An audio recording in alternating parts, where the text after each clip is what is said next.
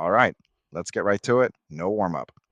President Donald Trump signed something called Executive Order 14160. So, what is it? It's a direct shot at birthright citizenship. It's an attack on the most basic promise this country is supposed to make. If you're born here, you're an American. This order is designed to say, nope, not anymore. It aims to deny that right to a child simply because of their parents' immigration status. And that right there brings up the biggest question of all: who gets to be an American? Look, don't get it twisted. This is not some new debate. This is an old, ugly fight with roots that go all the way back to the beginning. To really get what's happening today, you have to understand the country's original sin. You got to go back to 1857. That's when the Supreme Court dropped one of its most shameful decisions ever, the Dred Scott case. The court, the highest court in the land, declared that no black person, whether they were free or enslaved, could ever be a citizen. The Chief Justice at the time, Roger Taney, actually wrote that black people had, and this is a direct quote, no rights which the white man was bound to respect. Let's just call it what it is. That wasn't law. That was racism wearing a robe and carrying a gavel. It was the Supreme Court writing white supremacy directly into the nation's legal DNA. And yeah, it helped push this country into a civil war. So after the Civil War, that disaster had to be fixed. And it couldn't just be some flimsy law. No, the fix had to be permanent. It had to be locked into the Constitution itself. So no court, no state could ever try to freelance white supremacy again. And this was the fix, the 14th Amendment. And this wasn't some gift from on high. It was designed, fought for, and demanded by formerly enslaved people and their allies. It was a direct constitutional sledgehammer to the entire logic of Dred Scott. All persons born in the United States are citizens, clean, powerful, to the point.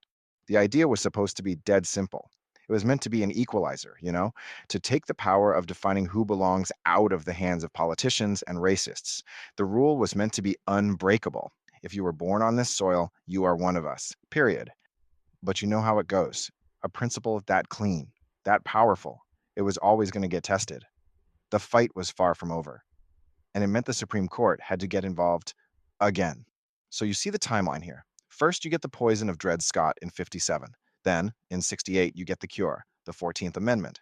And then, 30 years later, in 1898, it all gets put to the test in a case called United States versus Wong Kim Ark. Wong Kim Ark was born in San Francisco. His parents were Chinese immigrants. The U.S. government tried to stop him from re entering the country, arguing he wasn't really a citizen. Well, the Supreme Court shut that down hard. They ruled that birthright citizenship applies to everyone, no matter where their parents came from. Place trumps parentage. It's settled law. You know the arguments they're making today? It's just the same garbage losing argument from more than a century ago, repackaged for a new audience. So let me be absolutely crystal clear on this. The law is settled. This is not some complicated legal gray area they've stumbled upon. No, it's a target. They are deliberately aiming to break a foundational promise of this country. So, how are they trying to pull this off? Well, Trump's Executive Order 14160 tries to blow a hole in the 14th Amendment to create a kind of constitutional trapdoor. They're reaching into the amendment and grabbing five little words, subject to the jurisdiction thereof, and they're twisting them into something they were never meant to be. The argument goes like this: if your parents are undocumented, then you aren't really subject to U.S. law when you're born. It's just a cynical game to turn a fundamental right into something that requires paperwork and permission. And here's the nightmare this creates in the real world. A maternity ward becomes an immigration checkpoint. Think about it. A mother gives birth, and instead of just hearing congratulations, a hospital manager is asking for her papers. And if her status is temporary or they can't verify it, that baby, born right there in that American hospital, is denied citizenship. A birth certificate suddenly becomes a maybe. And I need to be perfectly clear about why Black folks, the very people this amendment was written to protect in the first place, have to pay attention. It's because our records are messy, and they're messy on purpose. Slavery, Jim Crow, the chaos of the Great Migration, it all led to a nightmare of paperwork. Stolen names, made up birthdays, courthouses that conveniently burned down. The second you make citizenship conditional, the burden of proof is going to fall on the people whose history was deliberately erased. And conditional citizenship always becomes selective citizenship. Look, you have to understand this attack on citizenship isn't happening in a vacuum. You've got to see it for what it is, part of a much bigger project by this Supreme Court to tear down fundamental rights one by one. Just look at the track record. 2010, you get Citizens United, which opened the floodgates for dark money in politics. 2013, Shelby County, which ripped the guts out of the Voting Rights Act. Then 2022, Dobbs, which wiped out the right to bodily autonomy. Are you seeing the pattern yet? Each one of those decisions wasn't just about a single issue, it was a domino. They're knocking over the pillars of American democracy.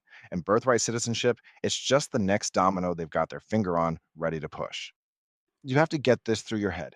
This is not a conservative court, not in any traditional sense. This is a radical court.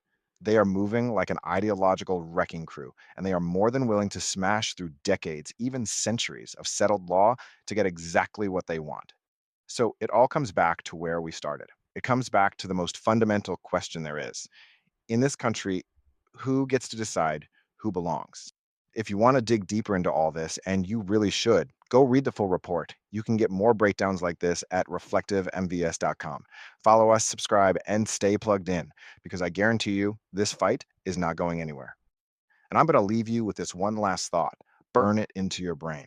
If they can decide who belongs, they can decide who gets rights. And that, my friends, is a threat to every single one of us.